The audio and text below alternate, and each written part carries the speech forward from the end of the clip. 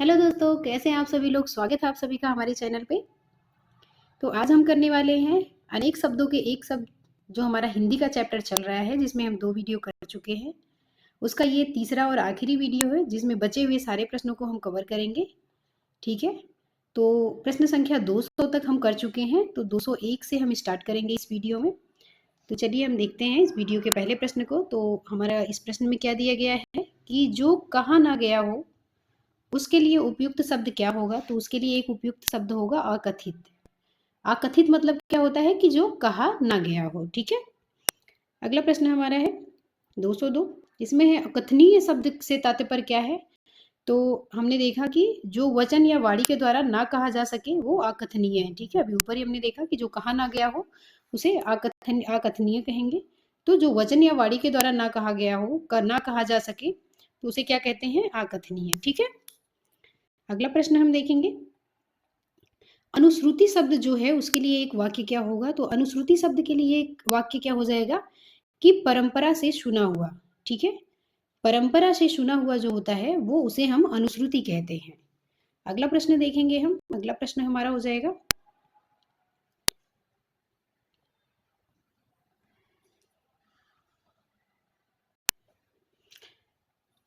अगला प्रश्न हमारा 204 है। इसमें हम देखेंगे कि परंपरा से चली आ रही जो बात होता है उसे क्या कहते हैं। उसे हमने देखा, उसे हम भी पहले ही देख चुके हैं, तो उसे अनुश्रुति कहते हैं। ठीक है, परंपरा से चली आ रही जो बात होता है उसे अनुश्रुति कहते हैं। तो विकल्प डी सही हो जाएगा इसका। आगे देखेंगे कि जो देखने के योग्य हो, जो देखने के योग्य हो उसके लिए एक शब्द कौन सा सही है। तो दर्शनीय जो है वो उसके लिए एक सही शब्द है। जो देखने के योग्य हो उसके लिए दर्शनीय शब्द सही है। तो विकल्प ए सही उत्तर हो जाएगा। अगला हम देखेंगे कि जो पृथ्वी से संबद्ध है, जो पृथ्वी से संबद्ध है उसके लिए एक शब्द कौन सा हो जाएगा। तो पार्थिव जो है उसके लिए एक सही शब्द हो जाएगा। जो पृथ्वी से संबद्ध है उसके लिए पार्थिव सही शब्द हो जाएगा। तो विकल्प डी सही उत्तर होगा। आगे हम देखेंगे पृथ्वी से संबद्ध। तो अभी हमने क्या देखा, पार्थिव। पृथ्वी से संबद्ध मतलब पार्थिव, पार्थिव मतलब पृथ्वी से संबद्ध। ठीक है, अगला देखेंगे हम।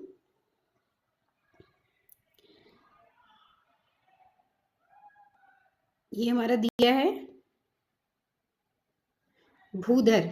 यहाँ पे ब्लर दिख रहा है, मैं पढ़ देती हूँ, सुन लीजिए। भूधर लिख रखा है आपका कि भूधर जो होता है उसका मतलब क्या होता है। तो भूधर मतलब होता है भू को जो धारण करता हो उसे भूधर कहते हैं। ठीक है, जो भू को धारण करता हो उसे भूधर कहते हैं। तो विकल्प सी हमारा सही उत्तर हो जाएगा। आगे देखेंगे अगला प्रश्न कि बढ़ा चढ़ाकर कहना के लिए एक शब्द कौन सा हो जाएगा। तो उसके लिए अतिशयोक्ति जो है वो एक शब्द हो जाएगा। किसके लिए, बढ़ा चढ़ाकर कहना के लिए। ठीक है, अगला प्रश्न हम देखेंगे कि जो पहले था पर अब नहीं है, जो पहले था पर अब नहीं है के लिए एक शब्द कौन सा हो जाएगा हमारा। तो वो हो जाएगा भूतपूर्व। ठीक है, भूतपूर्व मतलब जो पहले था बट अब नहीं है वो भूतपूर्व हो जाएगा। आगे हम देखेंगे कि जो कठिनाई से मिलता है उसके लिए एक शब्द कौन सा होगा। तो जो कठिनाई से मिलता है उसके लिए एक शब्द हो जाएगा दुर्लभ। ठीक है, जो कठिनाई से मिलता है उसके लिए एक शब्द कौन सा हो जाएगा, दुर्लभ हो जाएगा। तो विकल्प ए हमारा सही हो जाएगा। अगला प्रश्न है हमारा कि जो कठिनाई से समझने योग्य है उसके लिए एक शब्द कौन सा हो जाएगा। उसके लिए एक शब्द हो जाएगा दुर्बोध। जो कठिनाई से समझने योग्य है उसके लिए एक शब्द क्या हो जाएगा, दुर्बोध। तो विकल्प सी सही उत्तर हो जाएगा। आगे देखते हैं हम अगला प्रश्न। अगला है कि जो आंखों से परे है उसके लिए कौन सा शब्द सही है। तो उसके लिए परोक्ष शब्द जो है वो सही है। आंखों से परे है, जो आंखों से परे है उसके लिए एक सही शब्द हो जाएगा परोक्ष। तो विकल्प बी सही उत्तर हो जाएगा। आगे हम देखेंगे कि जो आंखों के आगे उपस्थित हो उसके लिए एक शब्द समूह जो सही है उसका हमें चयन करना है। तो जो आंखों के आगे उपस्थित हो उसे हम क्या कहेंगे, उसे हम प्रत्यक्ष कहेंगे। ठीक है, लोग कहते हैं कि प्रत्यक्ष प्रमाण है ये, मतलब आंखों के सामने उपस्थित है। आगे हम देख लेते हैं कि अथाह शब्द के लिए एक वाक्य क्या है। तो अथाह शब्द मतलब क्या होता है कि जिसकी गहराई ना नापी जा सके, जिसकी गहराई ना नापी जा सके वो क्या होता है, अथाह कहलाता है। ठीक है, आगे हम देखेंगे कि संदेश ले जाने वाला वाक्य के लिए एक सही शब्द क्या हो जाएगा। तो वो हो जाएगा संदेश वाहक। संदेश ले जाना वाला मतलब संदेश वाहक। ठीक है, अगला हमारा प्रश्न है 217 नंबर। इसमें है अनश्वर शब्द के लिए एक वाक्य कौन सा है। तो अनश्वर शब्द मतलब होता है कि नष्ट ना होने वाला, मतलब जो नष्ट ना हो सके उसे हम अनश्वर कहते हैं। ठीक है, आगे देखते हैं, साधवा शब्द के लिए एक वाक्य हमें चयन करना है। तो साधवा शब्द के लिए जिस स्त्री का पति जीवित हो उसे साधवा कहते हैं, ठीक है। जिस स्त्री का पति जीवित हो उसके लिए क्या हो जाएगा, तो अभी हमने देखा साधवा, ठीक है।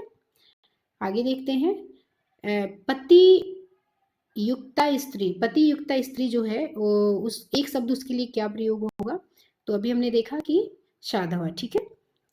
विकल्प हमारा उसका सही हो जाता सी। सॉरी ये आगे हम देखते हैं प्रश्न संख्या 222 हमारा क्या है, व्यर्थ खर्च करने वाला, व्यर्थ खर्च करने वाला के लिए एक शब्द क्या होगा, तो उसके लिए हमारा हो जाएगा अपव्यय। अपव्यय जो होता है वो व्यर्थ में खर्च करने वाला होता है, ठीक है।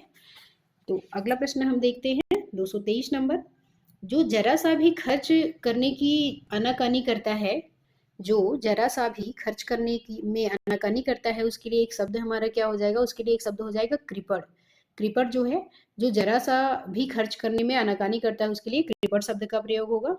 आगे देखते हैं, परित्यक्तता शब्द के लिए दिए गए वाक्यों में से कौन सा वाक्य उपयुक्त है, तो परित्यक्तता शब्द के लिए दिए गए वाक्यों में से कौन सा शब्द उपयुक्त है हमें देखना है। तो पति के द्वारा छोड़ दी गई जो स्त्री होता है, जो पति के द्वारा जो छोड़ दी गई स्त्री होती है उसके लिए परित्यक्ता शब्द का प्रयोग होता है, तो विकल्प सी हमारा सही हो जाएगा। आगे हमारा है कि गजगामिनी, गजगामिनी शब्द जो है वो किसके लिए प्रयुक्त है, तो हम देखेंगे गज मतलब हाथी होता है, आप सब जानते हैं, ठीक है।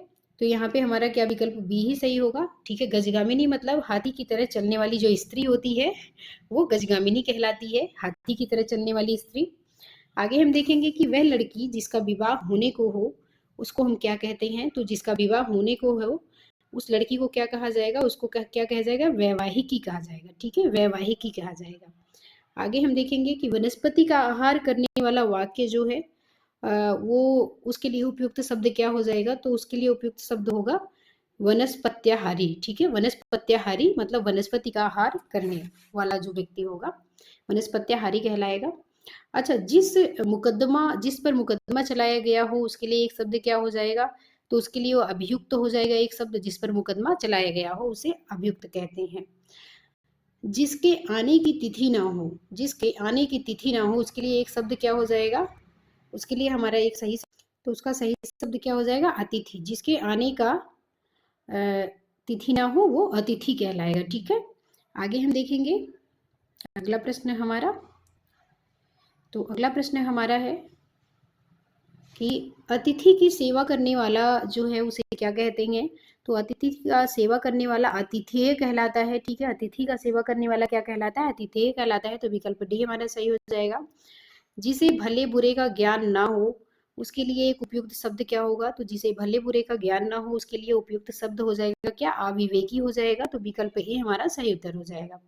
आगे देखते हैं हम कि नीले रंग का कमल जो है उसके लिए कौन सा शब्द सही है, तो नीले रंग का कमल मतलब इंदिवर, ठीक है। इंदिवर जो है वो नीले रंग के कमल को कहते हैं, ठीक है। अगला प्रश्न हम देखते हैं, अगला प्रश्न हमारा हो जाएगा कि जो अभी अभी उत्पन्न हुआ हो उसके लिए क्या शब्द प्रयोग होगा, तो जो अभी अभी उत्पन्न हुआ हो उसके लिए क्या प्रयोग होगा, आद्य प्रसूत, आद्य प्रसूत उसके लिए प्रयोग होगा जो अभी अभी उत्पन्न हुआ हो। अगला प्रश्न हम देख लेते हैं कि जिसे ईश्वर में विश्वास नहीं है, जिसे ईश्वर में विश्वास नहीं है उसके लिए एक शब्द कौन सा प्रयोग होगा, तो उसे हम नास्तिक कहते हैं, और जिसे ईश्वर में विश्वास है वो क्या कहलाता है, आस्तिक कहलाता है, ठीक है। आगे हम देखते हैं अगला प्रश्न, स्वदेश से स्वेद से उत्पन्न होने वाला, स्वेद से उत्पन्न होने वाला उसके लिए एक शब्द क्या हो जाएगा, तो स्वेद से उत्पन्न होने वाला क्या होता है, स्वेदज कहलाता है, ठीक है। अगला है स्वेदज के लिए एक सही वाक्य क्या है, तो वो क्या हो जाएगा, स्वेद से उत्पन्न होने वाला मतलब पसीने से उत्पन्न होने वाला, तो विकल्प सी सही है, ठीक है। निरामिष जो है, निरामिष शब्द किसके लिए प्रयोग होता है, तो निरामिष होता है जो मांस नहीं खाता है, मतलब आमिष, जो आमिष नहीं खाता है, ठीक है। आमिष मतलब मांस होता है। अगला प्रश्न हम देख लेंगे, अगला है हमारा जहाँ खाना मुफ्त में मिलता है, जहाँ खाना मुफ्त में मिलता है उसके लिए किसका प्रयोग होता है, सदावर्त का प्रयोग होता है, ठीक है। अगला प्रश्न है हमारा कि जिस समय बड़ी मुश्किल से भिक्षा मिलती है, जिस समय बड़ी मुश्किल से भिक्षा मिलती है उस वाक्यांश के लिए दुर्भिक्ष का प्रयोग होता है, तो विकल्प सी सही हो जाएगा। अगला है हमारा कि जो कुछ नहीं जानता है उसके लिए एक शब्द कौन सा हो जाएगा, तो उसके लिए अज्ञ एक शब्द हो जाएगा, विकल्प ए हमारा सही उत्तर होगा। अगला देखेंगे कि अंतरिक्ष शब्द किस वाक्य के लिए, अंतरिक्ष शब्द किस वाक्य के लिए प्रयुक्त होगा। तो अंतरिक्ष शब्द प्रयुक्त होगा किसके लिए, धरती और आकाश के बीच का जो स्थान है उसके लिए अंतरिक्ष शब्द का प्रयोग होगा। तो विकल्प सी हमारा सही उत्तर हो जाएगा। आगे देखेंगे 242 जो गणना करने के योग्य हो उसे हम क्या कहेंगे, उसे नगण्य कहेंगे। जो गणना करने के अयोग्य हो, मतलब जो गणना ना किया जा सके, वो क्या कहलाएगा, नगण्य कहलाएगा। आगे देखेंगे अगला प्रश्न है हमारा, मर्मज्ञ शब्द जो है वो एक वाक्य किसके लिए बनेगा। तो मर्मज्ञ शब्द किसी बात का मर्म जानने वाला जो होता है वो मर्मज्ञ कहलाता है, मतलब गूढ़ रहस्य जानने वाला। आगे हम देखेंगे कि जिसका आदि व अंत ना हो, जिसका आदि व अंत ना हो उसके लिए एक शब्द प्रयोग होगा, अनादि अनंत, ठीक है, विकल्प बी। आगे हम देखेंगे अगला प्रश्न, अगला प्रश्न हमारा है कि जिसका आदि ना हो, वाक्यांश के लिए एक शब्द क्या हो जाएगा, अनादि हो जाएगा। जिसका आदि ना हो उसके लिए अनादि का प्रयोग होगा। अगला है कि औदार्यदाता, सॉरी औदार्यदाता, औदार्यदाता के लिए क्या प्रयोग होगा। तो औदार्यदाता मतलब होता है जो सब कुछ उदारता से देना चाहता हो, उसके लिए क्या प्रयोग होगा, औदार्यदाता। तो विकल्प बी हमारा सही उत्तर हो जाएगा। तो हमने देखा कि औदार्यदाता जो होता है वो किसके लिए प्रयुक्त होता है, कि जब जो सब कुछ उदारता से देना चाहता हो उसके लिए औदार्यदाता का प्रयोग होता है। तो विकल्प बी हमारा सही हो जाएगा, ठीक है। आगे हम देख लेते हैं कि जो बहुत आगे तक की बात सोचकर काम करता हो उसके लिए उपयुक्त शब्द क्या हो जाएगा। तो जो बहुत आगे तक की बात सोचकर काम करता हो, जो बहुत आगे तक की बात सोचकर काम करता हो उसके लिए अग्र सोची का प्रयोग होता है। तो विकल्प डी हमारा सही उत्तर होगा। आगे देखते हैं हम कि जो मृत्यु के मुख आने को हो, जो मृत्यु के मुख आने को है उसके लिए एक सही शब्द क्या हो जाएगा, मरणोन्मुख, ठीक है, मरणोन्मुख हो जाएगा उसके लिए एक सही शब्द। आगे देखते हैं हम अस्मरणीय शब्द जो है, अस्मरणीय शब्द उसके लिए एक सही शब्द क्या हो जाएगा, अस्मरणीय के लिए सही वाक्य क्या हो जाएगा कि जो विश्वास करने योग्य ना हो, सॉरी सॉरी स्मरणीय, हमें स्मरणीय को देखना है तो स्मरणीय हो जाएगा कि बहुत दिनों तक स्मरण रखने योग्य, उसे स्मरणीय कहते हैं, ठीक है। आगे हम देखेंगे कि जो स्मरण करने योग्य है उसे क्या कहेंगे, स्मरणीय कहेंगे। तो विकल्प बी हमारा सही होगा। अविश्वसनीय, अविश्वसनीय की बात हो जाए तो अविश्वसनीय मतलब होता है कि जो विश्वास करने योग्य ना हो। तो विकल्प बी हमारा सही होगा। आगे हम देखेंगे कि जिस पर विश्वास किया गया है वह क्या हो जाएगा, वो विश्वस्त हो जाएगा, ठीक है। आगे देखेंगे हम अगला प्रश्न, अवर्णीय शब्द के लिए एक वाक्य हमें देखना है। तो अवर्णीय शब्द के लिए एक वाक्य हो जाएगा जिसे वाणी से व्यक्त ना कर सके वो अवर्णीय हो जाएगा। ऐसा ग्रहण जिसमें सूर्य पूरा ढक जाए वो क्या कहलाता है, वो कहलाता है खग्रास, ठीक है, वो खग्रास कहलाता है। आगे हम देखेंगे अवैध शब्द के लिए एक शब्द क्या हो, एक वाक्य क्या हो जाएगा। तो अवैध का मतलब होता है जो विधि या कानून के विरुद्ध हो, ठीक हो। आगे हम देखेंगे ज्ञान नेत्र से देखने वाला अंधा व्यक्ति जो है वह कौन सा है। तो ज्ञान नेत्र से देखने वाला अंधा व्यक्ति क्या होता है, ज्ञान चक्षु होता है। तो विकल्प ये हमारा सही हो जाता है। आगे हम देख लेते हैं कि पंचामृत शब्द है, पंचामृत जो है वो किस वाक्य के लिए उपयुक्त शब्द है। तो वो हो जाएगा दूध दही घृत शर्करा मधु मिश्रित वह पदार्थ जो देवताओं या भगवान के स्नान हेतु बनाया जाता है, ठीक है। तो विकल्प डी हमारा सही उत्तर हो जाएगा। अगला प्रश्न है हमारा प्रश्न संख्या 258। इसमें हम देखेंगे कि दोपहर के बाद का जो समय है उसके लिए एक शब्द क्या होगा। तो दोपहर के बाद के समय को क्या कहा जाता है, अपराह्न कहा जाता है, ठीक है। तो विकल्प ये सी हमारा सही हो जाएगा। आगे हम देखेंगे कि जो लिखना पढ़ना जानता हो उसके लिए क्या प्रयुक्त होता है, उसके लिए साक्षर का प्रयुक्त होता है, जो लिखना पढ़ना जानता हो। आगे हम देखेंगे कि जो व्यक्ति विदेश में रहता हो उसके लिए एक सही शब्द क्या हो जाएगा। तो विदेश में रहने वाला व्यक्ति कौन हो जाएगा, तो वो प्रवासी हो जाएगा, ठीक है। विदेश में रहने वाला व्यक्ति क्या होगा, प्रवासी कहलाएगा। तो विकल्प सी हमारा सही हो जाएगा। आगे हम देखते हैं अगला प्रश्न,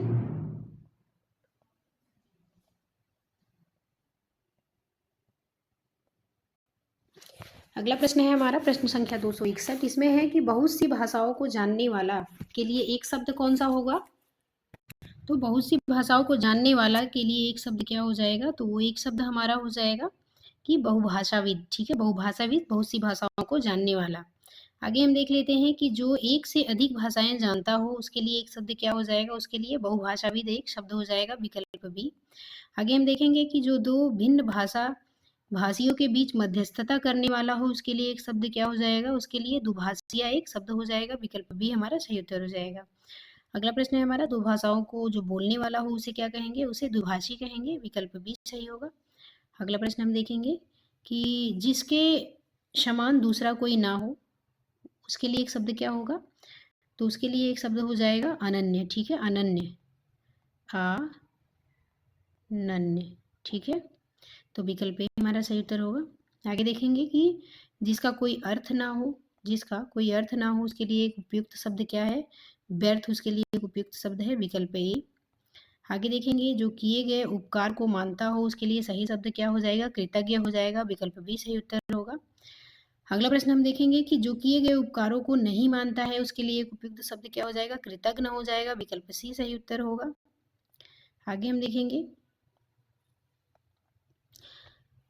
जो कृतज्ञ ना हो, जो कृतज्ञ ना हो उसके लिए क्या हो जाएगा, कृतज्ञ हो जाएगा, विकल्प बी हमारा सही हो जाएगा। आगे देखेंगे हम कि अच्छे कुल में जन्म लेने वाला के लिए एक शब्द क्या हो जाएगा, तो अच्छे कुल में जन्म लेने वाला जो होता है वो कुलीन कहलाता है, तो विकल्प बी सही हो जाएगा। जो मृत्यु को जीत ले उसके लिए एक शब्द कौन सा सही है, तो जो मृत्यु को जीत ले उसे मृत्युंजय कहते हैं, विकल्प सी सही उत्तर होगा। आगे हम देखेंगे अनुग्रहित शब्द के लिए एक वाक्य क्या हो जाएगा, तो अनुग्रहित शब्द के लिए एक वाक्य हो जाएगा कि जो अनुग्रह से युक्त हो उसके लिए अनुग्रहित शब्द का प्रयोग होता है। आगे हम देखते हैं कि अनिर्णित के लिए एक वाक्य क्या हो जाएगा, अनिर्णित के लिए एक वाक्य हो जाएगा जिसका निर्णय ना हुआ हो, तो विकल्प बी हमारा सही हो जाएगा। आगे देखेंगे जिसका निवारण ना हो सके उसके लिए एक शब्द क्या हो जाएगा, अनिवार्य हो जाएगा। ठीक है, आगे अगला प्रश्न है हमारा कि जो अवश्य होने वाला हो, जो अवश्य होने वाला हो उसके लिए अवश्यम भावी हो जाएगा, एक हमारा सही उत्तर सी। अगला है चिन्हित शब्द के लिए उपयुक्त वाक्य क्या है, चिन्हित शब्द के लिए उपयुक्त वाक्य क्या है कि जिस पर चिन्ह लगाया गया हो, विकल्प डी सही उत्तर होगा हमारा। आगे हम देख लेते हैं अगला प्रश्न, जिसकी ग्रीवा सुंदर हो, जिसकी ग्रीवा सुंदर हो उसमें से उपयुक्त वाक्य क्या है, सुग्रीव, विकल्प भी हमारा सही उत्तर हो जाएगा। जिसकी ग्रीवा सुंदर हो उसके लिए वाक्यांश के लिए एक शब्द क्या हो जाएगा, सुग्रीव हो जाएगा। ठीक है, छोटे से छोटे काम में त्रुटि ढूंढना, छोटे से छोटे काम में त्रुटि ढूंढना मतलब क्या हो जाता है, छिद्रान्वेषी, मतलब विकल्प भी सही उत्तर होगा। अगला प्रश्न है कि सब्यसाची शब्द के लिए किसका प्रयोग होता है, तो सब्यसाची शब्द के लिए प्रयोग होता है जिसने बहुत कुछ बाएं हाथ से कार्य करने वाला जो होता है उसे सब्यसाची कहते हैं, तो विकल्प बी सही उत्तर होगा। आगे हम देख लेते हैं कि किसी कन्या जिसके विवाह का वचन दिया गया हो उसके लिए क्या प्रयोग हो जाएगा, उसके लिए वाग्दत्ता का प्रयोग होता है, तो विकल्प सी सही उत्तर होगा। अगला है कि जिसे वेतन ना मिलता हो उसके लिए क्या प्रयोग होगा, अवैतनिक का प्रयोग होगा, उसके लिए विकल्प सी हमारा सही उत्तर होगा। जो किसी अन्य के स्थान पर कार्य करता हो उसके लिए क्या प्रयोग होता है, तो उसके लिए प्रयोग होगा स्थानापन्न। ठीक है, विकल्प ए। अगला प्रश्न है हमारा, जो उस पद पर होने के कारण किसी कार्य में रत हो उसके लिए एक शब्द क्या हो जाएगा, तो उसे वो पदेन हो जाएगा, ठीक, विकल्प बी हमारा सही होगा। आगे देखेंगे जो कुछ समय के लिए नियुक्त किया गया हो उसके लिए क्या प्रयोग होगा, अंशकालिक का प्रयोग होगा, विकल्प ए सही उत्तर होगा। जो आधी अवधि तक काम करता है उसके लिए क्या हो जाएगा, अर्धकालिक का प्रयोग होगा, विकल्प सी।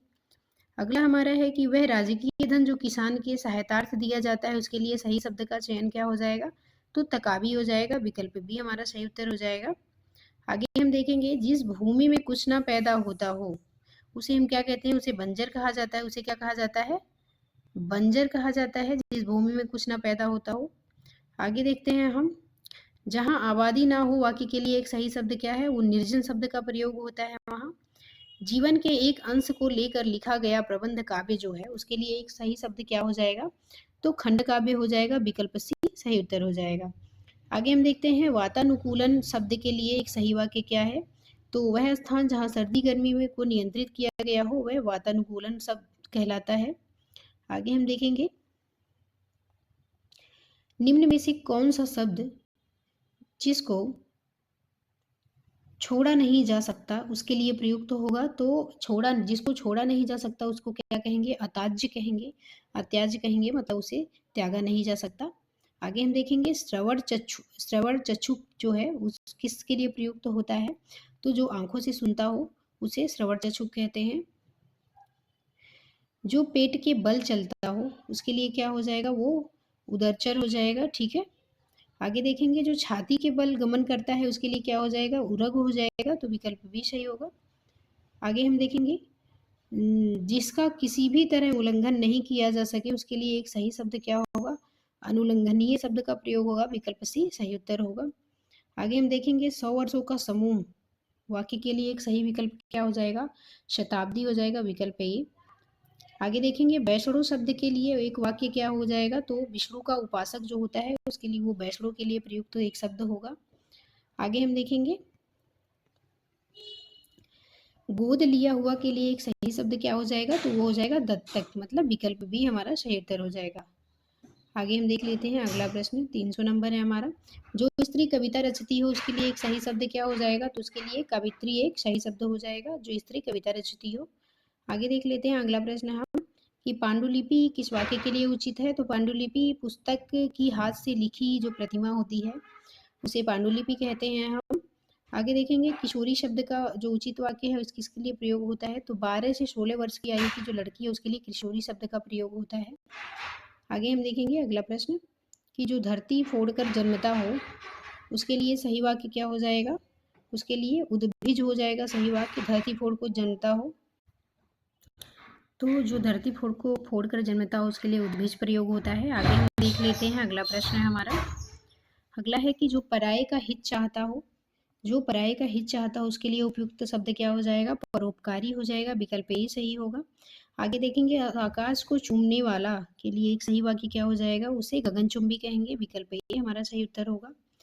अगला है कि जिसने उधार लिया हो उसके लिए उपयुक्त शब्द क्या हो जाएगा, ऋणी हो जाएगा, ठीक है। अगला प्रश्न है हमारा जो बदला ना जा सके उसके लिए एक उपयुक्त शब्द क्या हो जाएगा, वो अपरिवर्तनीय हो जाएगा, ठीक है।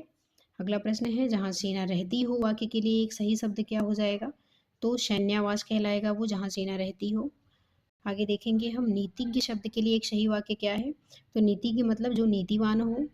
अगला प्रश्न है हमारा जो भवन गिर गया हो उसके लिए सही वाक्य क्या हो जाएगा, एक सही शब्द, तो वो खंडहर कहलाता है, ठीक है। जिसमें उत्साह ना हो उसके लिए एक सही शब्द क्या उपयुक्त होगा, तो निरुत्साह का प्रयोग होता है। आगे हम देखेंगे जिसे बाहरी जगत का ज्ञान ना हो, जिसे बाहरी जगत का ज्ञान ना हो उसके लिए क्या होगा, कूपमंडूक, मतलब कूपमंडूक कहलाएगा वो। अच्छा खलवाट जो है उसके लिए एक सही वाक्य क्या हो जाएगा, खलवाट मतलब होता है जिसके सिर पर बाल ना हो वो खलवाट कहलाता है। आगे हम देखेंगे कष्ट सहकर जो होने वाला कार्य है वो क्या कहलाता है, दुष्कर कहलाता है, ठीक है। अगला प्रश्न हम देख लेते हैं। अगला है जिसका स्वर्गवास हो गया हो उसके लिए एक उपयुक्त वाक्य क्या हो जाएगा, एक शब्द क्या हो जाएगा, तो वो हो जाएगा दिवंगत हो जाएगा, ठीक है। अगला प्रश्न है हमारा नभचर शब्द के लिए एक वाक्य क्या हो जाएगा, तो आकाश में विचरण करने वाला जो होता है वो नभचर कहलाएगा। आगे देखेंगे अगला प्रश्न है हमारा। अगला प्रश्न है जो नभ में चलता है उसके लिए सही शब्द क्या हो जाएगा, तो उसे खेचर कहेंगे, विकल्प ही सही होगा। आगे देखेंगे जल में रहने वाला प्राणी क्या कहलाता है, तो जल में रहने वाला प्राणी जलचर कहलाता है, विकल्प सी सही उत्तर होगा। आगे देखेंगे चतुर्भुज शब्द के लिए एक उपयुक्त वाक्य क्या हो जाएगा, तो उसके लिए उपयुक्त वाक्य हो जाएगा जिसकी 4 भुजाएं हों वो चतुर्भुज कहलाती हैं। 2 बार जन्म लेने वाला के लिए एक सही वाक्य क्या हो जाएगा, द्विज हो जाएगा, तो विकल्प सी सही होगा। बच्चों को सुलाने के लिए गाया जाने वाला जो गीत है वो क्या कहलाएगा, वो लोरी कहलाएगा, तो विकल्प सी हो जाएगा। भवितव्य शब्द के लिए क्या प्रयुक्त होगा, तो वो होगा भविष्य में होने वाला, तो विकल्प ए सही हो जाएगा। आगे हम देखेंगे भूत वर्तमान और भविष्य को देखने वाला जो होगा उसके लिए एक सही वाक्य क्या हो जाएगा, वो हो जाएगा त्रिकालदर्शी, विकल्प डी हमारा सही उत्तर होगा। जो पहले कभी ना सुना गया है उसके लिए उस वाक्यांश के लिए एक सही शब्द क्या हो जाएगा, अश्रुत पूर्व हो जाएगा, ठीक है। विदुर शब्द के लिए क्या किस वाक्य का चयन होगा, तो विदुर के लिए जिसकी पत्नी मर गई हो उसे विदुर कहते हैं, तो विकल्प ए सही उत्तर होगा। मरणासन्न अवस्था वाला के लिए एक शब्द क्या हो जाएगा, तो मरणासन्न अवस्था मतलब कि मुमूर्षु, ठीक है, मरणासन्न अवस्था मतलब मुमूर्षु। आगे हम देखेंगे जो मरने को इच्छुक हो उसके लिए एक शब्द क्या हो जाएगा, वो हो जाएगा मुमुक्षु हो जाएगा। ठीक है, अगला प्रश्न देखेंगे। जिसने प्रतिष्ठा प्राप्त कर ली हो उसके लिए क्या प्रयुक्त होगा, तो प्रतिष्ठित प्रयुक्त होगा, विकल्प सी सही होगा। आगे देखेंगे अनुकरणीय शब्द के लिए कौन सा वाक्य प्रयुक्त होगा, तो अनुकरणीय मतलब होता है पीछे चलने वाला। ठीक है, पीछे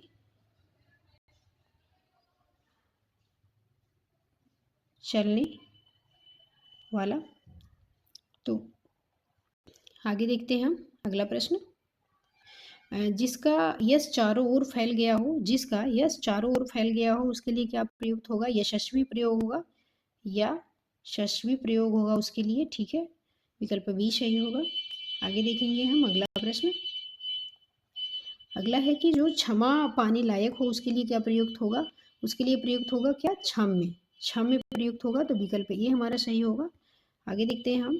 जिसके चार पद हैं, जिसके चार पद हैं उसको क्या कहेंगे, चतुष्पद कहेंगे, चतुष्पद कहेंगे, चतुष्पद। ठीक है, आगे हम देख लेते हैं अगला प्रश्न। जिसकी तुलना ना की जा सके उसे क्या कहेंगे, उसे अतुलनीय कहेंगे, विकल्प सी सही उत्तर हो जाएगा। किसी बड़े आदमी के निधन की वार्षिक तिथि जो होती है वो क्या कहलाएगी, उसे पुण्य तिथि कहते हैं। ठीक है, तो विकल्प सी सही उत्तर होगा। आगे देखेंगे हम। वह जिसका शोषण किया जाए उसको क्या कहेंगे, उसे क्या कहेंगे, शोषित कहेंगे, तो विकल्प ए सही होगा। जिसको भूमि के अंदर की जानकारी हो उसके लिए क्या प्रयुक्त होगा, तो वो भूगर्भ वेत्ता कहलाएगा हमारा। आगे देखेंगे किसी कार्य के लिए दी जाने वाली आर्थिक सहायता जो होता है वो क्या कहलाएगा, वो अनुदान कहलाता है, तो विकल्प ए सही होगा। दिए गए वाक्यों में से कौन सा वाक्य निर्भय शब्द के लिए उपयुक्त है, तो निर्भय शब्द के लिए उपयुक्त कौन सा हो जाएगा, तो वो उपयुक्त होगा हमारा, हम देखेंगे विकल्प बी जो है, जिसे किसी भी चीज़ का भय ना हो उसे निर्भय कहते हैं। आगे देख लेते हैं अगला प्रश्न हमारा क्या है। जो दान पर चलता हो, जो दान पर चलता हो उसके लिए क्या हो जाएगा, दानवृत्ति कहलाएगा वो। ठीक है, आगे देखेंगे हम। दिए गए शब्दों में से कौन सा शब्द जो अवैध संतान हो के लिए उपयुक्त है, तो अवैध संतान को क्या कहेंगे, जारज कहेंगे। ठीक है, और आगे देखते हैं हम। बहुत तेज चलने वाला शब्द के लिए क्या प्रयुक्त होगा, तो उसे क्या कहेंगे, द्रुतगामी कहेंगे। ठीक है, इस प्रकार हमने ये हमारा कवर हो चुका है 341 प्रश्न, और 3 वीडियो में तीसरा वीडियो है हमारा। हम कवर कर चुके हैं अनेक शब्दों के एक शब्द वाले चैप्टर को। तो वीडियो को यहीं समाप्त करते हैं। अगला टॉपिक हमारा क्या हो जाएगा, अगला टॉपिक हम देख लेते हैं कि हमारा क्या है।